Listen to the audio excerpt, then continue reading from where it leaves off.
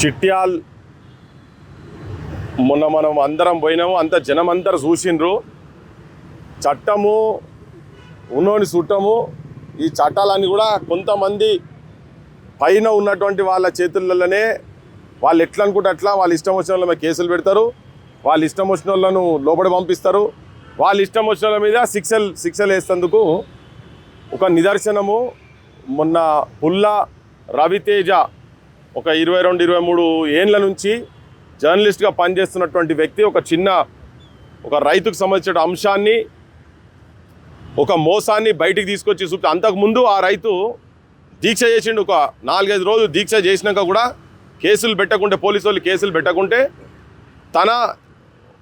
ఈ పుల్ల రవితేజ తన దగ్గరికి పోతే ఆయన దాన్ని ఒక వీడియో తీసి వాళ్ళ ఛానల్లో వేస్తే, అరే నువ్వు ఎట్లా ఇస్తావురా, మా మీద వేస్తావు, ఎట్లా ఇస్తావురా అని చెప్పని అతి కిరాతకంగా, అతి నీచంగా ఇప్పుడు 80 ఏండ్ల స్వతంత్ర దేశంలో గూండాలు, ఎవరు కాంగ్రెస్ గూండాలు, కాంగ్రెస్ పార్టీ ప్రధాన కార్యదర్శి వంశీకృష్ణ మధువంశీ అనేటైనా ఆయన గ్యాంగ్తో వచ్చి బగ్గా దాగి రాత్రి 10:30కు వచ్చి దాడి చేసి భార్యాభర్తలని ఇద్దరిని ఘోరంగా కొట్టి కింద పడేసి తొక్కి, ఆడబిడ్డ ఒక మాదిగా ఆడబిడ్డను గొంతు పట్టి పిసికి, ముక్కు మూసి నోరు మూసి ముక్కు శ్వాస పోనీయకుండా ముక్కు కూడా ఇట్లా పట్టుకొని బయటికి ఒర్రితే చుట్టుపక్కల వాళ్ళు జమ అవుతారనే ఉద్దేశంతో అట్లా కానియకుండా చేసి అడ్డగోలుగా కొట్టిన తర్వాత ఇదంతా ఎవరు కూడా అక్కడ లోకల్ వాళ్ళు స్పందించినా ఇక్కడ దాకా పెద్ద ఎత్తున అది ఇష్యూ కాలేదని తెలిసి మేము అందరం పోయినాం. ఆడికి పోయిన తర్వాత చూస్తే ఎంత అన్యాయం అంటే, ఎవరైతే మధువంశీ ఉన్నాడో మధువంశీని అరెస్ట్ చేయలే అని తప్పించే ప్రయత్నం జరుగుతూ ఉండే. మేము పోయిన తర్వాత అక్కడ సమాజానికి, పోలీస్ డిపార్ట్మెంట్కు, ప్రభుత్వానికి అందరికీ చెప్పింది ఏంటంటే, ఉన్నటువంటి మధువంశీ వెలమాయన్నే, అక్కడున్న డిఎస్పి సంపత్రావు వెలమాయన్నే, మన భూపాల్పల్లి ఎమ్మెల్యే కూడా గండ్ర సత్యనారాయణరావు కూడా వెలమాయన్నే. ఈ ముగ్గురు కలిసి ఒక మాదిగా బిడ్డ మీద దాడి చేసిరని చెప్పిన తర్వాత వాళ్ళ మీద యాక్షన్ లేదు అని అంటే, తర్వాత పెట్టిండ్రు. ఆ డిఎస్పీ గారిని తీసేసి ఇంకో డిఎస్పీని అక్కడ తీసుకొచ్చి పెట్టిర్రు. కానీ ఇప్పుడు మేము మొన్న రౌండ్ టేబుల్లో పెట్టి మేము డిమాండ్ చేసింది ఏంటంటే, ఎట్టి పరిస్థితులల్లో ఆ డిఎస్పీ మీద చర్య జరగాలి. ఎందుకంటే ఆయన కాపాడే ప్రయత్నం చేస్తున్నాడని క్లియర్ కట్గా తెలిసింది. డిపార్ట్మెంట్ కూడా అది గ్రహించి ఆయన పక్కకు పడేసి ఇంకొక పక్క పోలీస్ స్టేషన్ డిఎస్పీని తీసుకొచ్చి ఎంక్వైరీ ఆఫీసర్గా పెట్టిండు. ఎంక్వైరీ ఆఫీసర్గా పెట్టిన 24 గంటలనే ఆయన తేల్చేసిండు. ఈయననే మధువంశీ అన్నాడు, అరెస్ట్ చేసిండ్రు, బొక్కల వారేసిండ్రు. ఇప్పుడు శిక్ష ఎవరికి జరగాలి? తప్పెవరు దీనిలా? పక్కా డిఎస్పీ. ఈ డిఎస్పీ సంపత్రావు మీద శిక్ష పడేది పోయి ఒక సిఐని బలి చేసిరాడా. సరే మీరు నార్మల్ రెగ్యులర్ ట్రాన్స్ఫర్ అని చెప్పని అదంతా పెడతారు కావచ్చు, నేను దానిలోకి నేను బోదలుచుకోలే. కానీ అంటే అసలు ముద్దాయిని వదిలిపెట్టి, అసలు దోషిని వదిలిపెట్టి మీరు తప్పులేని వాళ్ళ మీద శిక్షలు వేసిరు కదా, మరి ఈయన సంగతి ఏంటిది? అంటే ఇప్పుడు ఈయన ముఖ్యమంత్రి దగ్గర నుంచి అండ ఉన్నది ఈయనకు అని చెప్పి చెప్తున్నారు. మరి మాకు తెలియదు. మరిగా ముఖ్యమంత్రి చెప్తాడు ఎల్మరాజ్యం అని చెప్పి బాగా ఎన్నికల ముందు మాట్లాడిండు.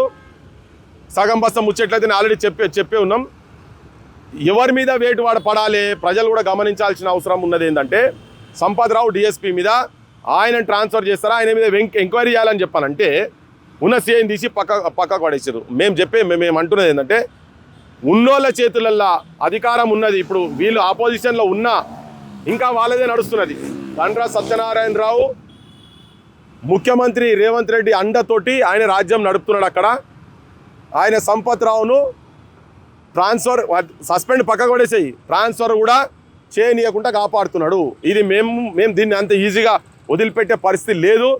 మేము దీని విషయంలో 7 దాకా అంటే 8 దాకా పోతాం అవసరం అయితే. ఇది జరిగిన నెక్స్ట్ డేనే మేము ప్రెస్ రౌండ్ టేబుల్ పెట్టిన నెక్స్ట్ డేనే సిఐ ట్రాన్స్ఫర్ అవుతాడు, వేరే డిపార్ట్మెంట్ పోతాడు, లూప్ లైన్లో పడేస్తాడు, ఇంటెలిజెన్స్లో పడేసారట ఆయన.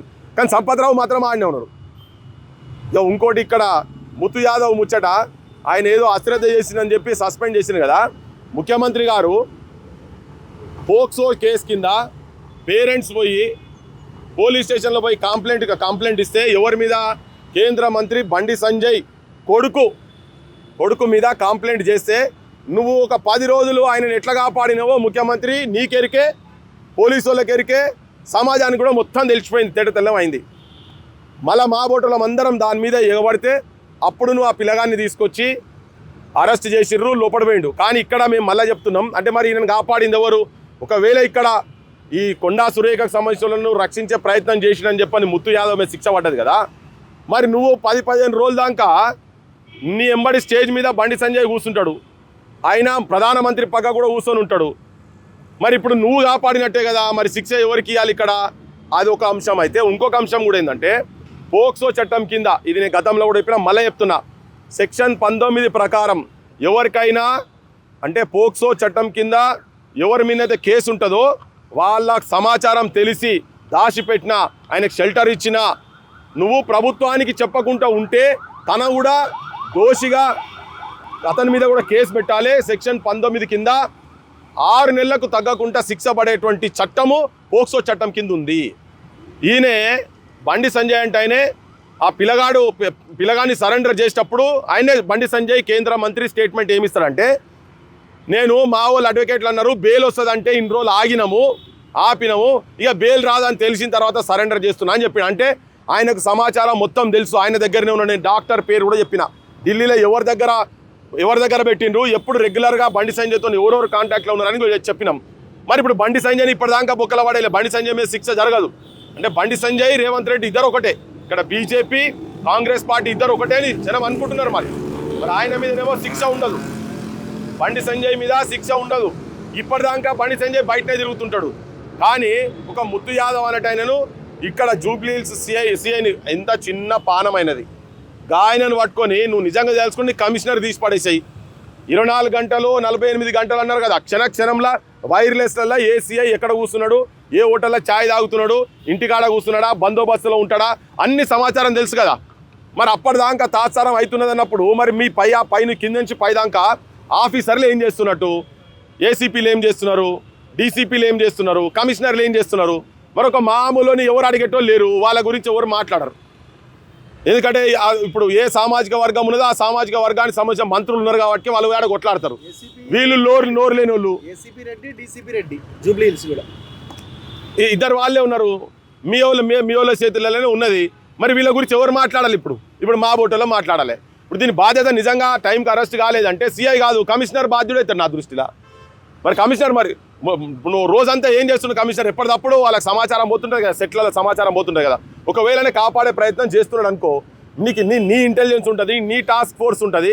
మా బోటలో నువ్వు ఏం చేయకుండానేమో రాత్రి పూట 12 గంటలకు వచ్చి 3 టీంలు, టాస్క్ ఫోర్స్ ఒకరు, ఇంటెలిజెన్స్ ఒకరు, లోకల్ పోలీసు తెలియకుండా పక్క పోలీసు ఓడు, ఈస్ట్ జోన్ అంటాడు, వెస్ట్ జోన్ అంటాడు. ఇట్లా అరెస్టులు చేసేందుకేమో ముంగడికి వస్తారు. ఇప్పుడు ఒకరు తప్పు చేసి శిక్ష ఒకరి మీద నెట్టి చేతులు దులుపుకునే ప్రయత్నం జరుగుతున్నది. ఈ 2 ఇష్యూస్లల్లా ఇక్కడ ముత్తు యాదవ్ను మీద వేటేసుడు అనేది, సస్పెండ్ చేసుడు అనేది సమాజం మొత్తం గ్రహించాలి. చూడండి చట్టాలు ఎట్లా అవుతున్నాయి.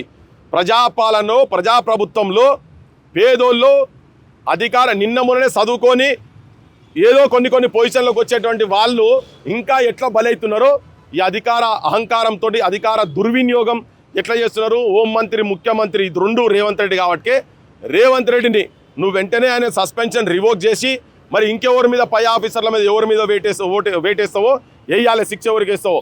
అక్కడ కూడా సంపత్ రావును ఇమ్మీడియట్గా ఆయన మీద ఎంక్వైరీ చేయాలని చెప్పినాము. మళ్ళీ చెప్తున్నాం, మీరు అనుకుంటారు ఒక రౌండ్ టేబుల్ పెట్టిర్రు, ఆడిదాకా పోయినరు, వదిలిపెడతారని. అంత ఈజీగా వదిలిపెట్టాం. సంపత్ రావు మీద ఆడ శిక్ష జరగాల్సిందే. లోకల్ గండ్రా సత్యనారాయణరావు కూడా ఆయనే కన్నుసన్నల్ని ఆయన్నే కాపాడుతున్నాడు. ఆయనే సంపత్ రావును కంటికి రెప్ప లెక్క కాపాడుతున్నాడు. ఈ ఎమ్మెల్యేను ముఖ్యమంత్రి కాపాడుతున్నాడు. వీళ్ళందరూ దోషులే అని చెప్పి చెప్పదలుచుకున్నాం.